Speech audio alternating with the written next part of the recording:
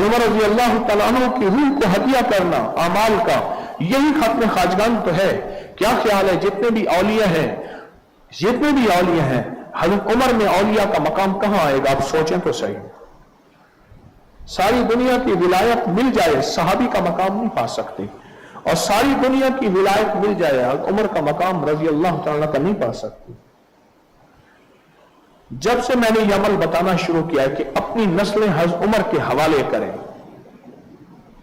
हज़रत उमर के हवाले करें, और उनको 2 तस्बीह सूरत कुल हु अल्लाह की पढ़ के हदिया दें। 2 तस्बीह सूरत कुल हु अल्लाह की पढ़ के उनको हदिया दें, बहुत ज्यादा नताइज मिले। फिर इसका फायदा क्या हुआ? जो औलादें जिन्नाती या जादुई अंदाज से बांधी गई थी, नसबंदी की गई थी, इसकी औलाद ना हो या बेटा ना हो, उन औलादों का बहुत ज्यादा तजर्बा हुआ, और वो औलादें अल्लाह पाक के खजाने से बे औलादों को औलादें मिलना शुरू हो गई। अल्लाह पाक के खजाने से बे औलादों को औलादें मिलना शुरू हो गई। ये बहुत तजर्बा हुआ नाम उमर की बरकत से, हज़रत उमर रज़ी अल्लाह तआला के नाम की बरकत से बहुत तजर्बा हुआ।